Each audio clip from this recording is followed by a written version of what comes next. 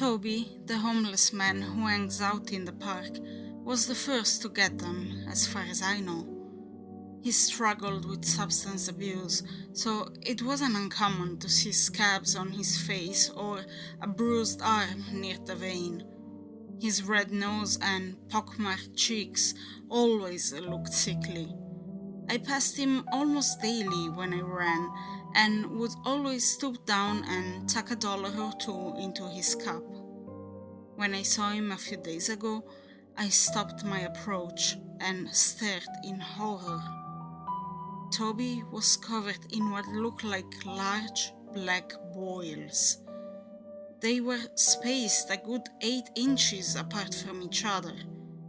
Glossy black semispheres protruding from his emaciated arms and sunken face, which seemed to barely cling to his skull due to his face's deteriorated muscles. The size of these shiny black growths varied from the diameter of a dime to that of a quarter. The flesh along the perimeter of the domes was pink and puffy, similar to the mending tissue around a scab. It was hideous. I pushed $1 deeper into my pocket and kept walking, having no desire to get near him, to whatever was on his body. I'd seen nothing like it before. A horrendous condition of some sort, I gathered, but I had no idea what it was. They were like giant blood blisters, yet they hadn't seemed to rest beneath the skin. They looked to have erupted out of it. I tried hard that day to forget the image which had burned into my head. I tried, but couldn't. The next day, curiosity brought me back to the park once again. I figured I might as well check on Toby and make sure he didn't need an ambulance. I guess the guilt of avoiding him just hit me. Before I was even a block from the park, however, I saw the ambulance, which had driven up onto the grass in order to access him. Toby was being loaded into an ambulance on a stretcher. I looked to the spot where he usually sat and my stomach turned. A congealed pool of blood had stained the cardboard he'd been seated on. I carried on with my day, taking my afternoon jog to the south side of town. The chill of fall drew old memories closer, and the loves lost and dreams unaccomplished wrestled for my attention. But I couldn't shake that unsettling memory of Toby's skin. It looked exactly like large black beads, glossy and perfectly spherical. It was unlike anything I'd ever seen. That evening, I made the mistake of searching for an answer on the internet. Images of the bubonic plague and festering abscesses assaulted my eyes. Frostbite, moles, tumors, and the like unsettled my stomach, but I found nothing even remotely close to the bizarre beads which had grown out of poor Toby's flesh. I tried to carry on with my day and actually get some work done, but it was useless. I felt the need to understand what could possibly do that to a person. I decided to call the hospital. Trinity Hospital was the closest to the park, and my suspicion was correct. Toby had been taken there. The receptionist informed me in a solemn voice, however, he was dead upon arrival. I asked what happened to him, and the woman on the other line paused in deliberation before divulging the details, which clearly broke protocol. I think she needed to tell someone. "Don't tell anyone I told you this. It's against policy," she stated in a hushed voice. "Nobody knows what happened to him to cause those holes." Holes? Yeah, Toby had holes all over his body, holes that went down to the bone. He died of blood loss, but nobody knows what could have caused the injuries. What about the black growths on his skin? I asked in confusion. There was nothing like that, just holes.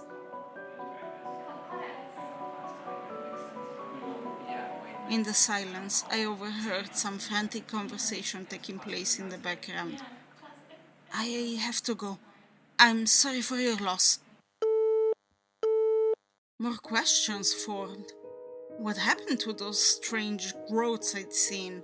Had they burst like blood blisters? Had he been shot with some ball slugs of some kind? I was disturbed by it all and tried desperately to move on. Toby was dead, so whatever it was no longer mattered. But then I began seeing the beads. Today, on my afternoon jog, I first spotted them. On the side of the path where the tall grass leads to the wood's edge, I spotted a few hundred minuscule black beads, half a centimeter in diameter. I wouldn't have seen them at all, or would have just mistaken them for loose soil had they not been in the forefront of my mind. I stopped in my tracks and hunched over to observe them.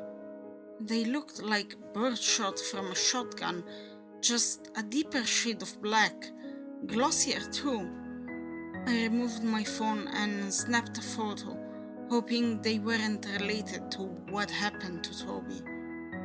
I decided it was best not to touch them. I didn't even make it home before seeing them again. A few blocks from my home, I jogged past a woman pushing a stroller. Her back was to me, so I couldn't make out who it was, but rather than be a rude neighbor, I turned and waved as I passed on the right. I stumbled, nearly falling into the street when I saw her. The woman looked to be in her late 20s. Her brown, shoulder-length hair was parted in the middle to reveal what would have been an elegant face, but instead it caused a deep and harrowing revulsion. Her skin was blemished with dozens of small black domes, much smaller than Toby's had been, but very similar in shape and placement. The skin around the BB-sized black beads was pink and raised. It looked to be the exact same condition. I glanced down at the baby and let out an involuntary yell of horror. Within the carriage was the lifeless body of an infant. Its bluish hue and pale face was speckled with large, deep holes that seemed scooped out. The small, lifeless body looked deflated and wasted away as if it had starved to death. "Ma'am, are you all right?" I asked, but the woman seemed oblivious to the sound of my voice. She just continued on, blankly advancing down the sidewalk as if completely unaware of what had become of her child. Fear took the reins, and I began to pay very close attention to my surroundings. I glanced around attentively, and my skin crawled as I began spotting them. They were everywhere. On the sidewalk, in the seams where the large cement squares meet, and where the sidewalk meets the grass. Some were even scattered along the black tarmac of the streets.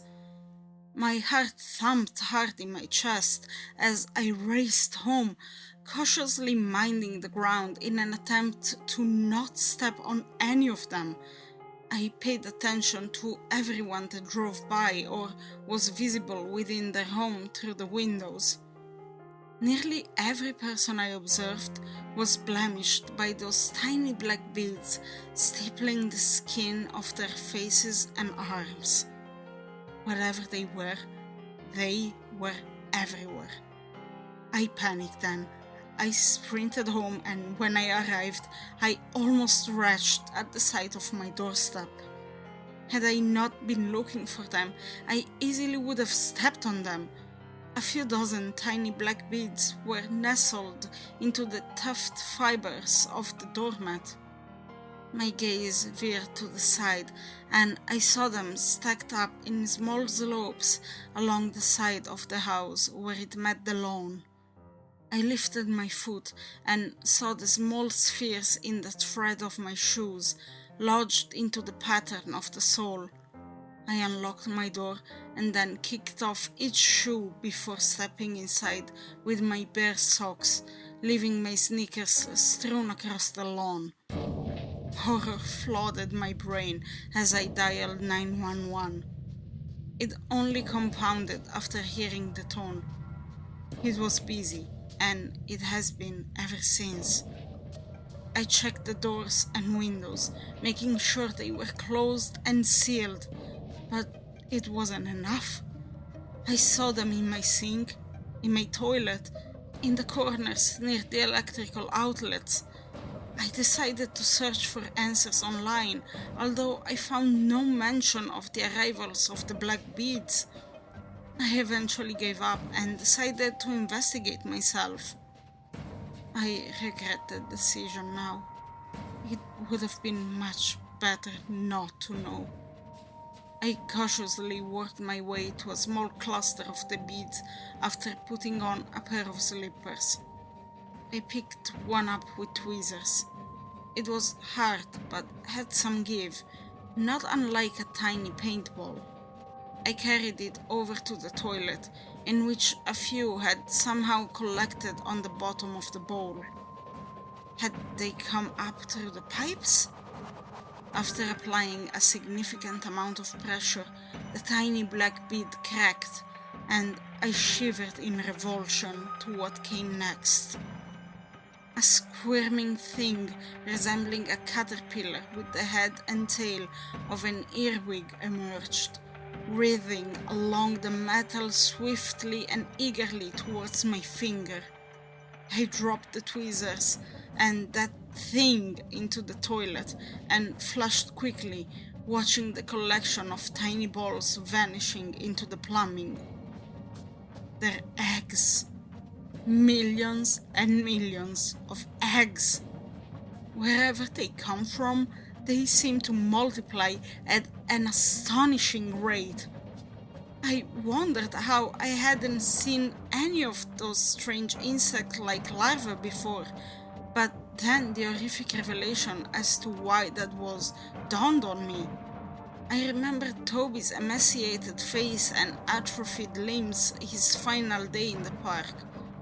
His muscle had wasted away significantly since I'd seen him a few days before. Impossibly so. I'm fairly certain he had been devoured from within, and those black beads poking through his skin had hatched inward. The eggs are so small and dark, they easily blend into the crease of your pant leg or the corner of your house, perhaps the gaps in your keyboard or the bottom of your pocket. Even being as observant as I am, I somehow miss them. I only realized that when I rubbed the back of my neck and felt the raised bumps that appeared seemingly out of nowhere. I ran to the mirror, racked with horror. I turned my head to the side to get a good look. My stomach twisted when I saw them in my reflection. They were like emotionless spider eyes glaring at me from the base of my neck. A half dozen little black beads.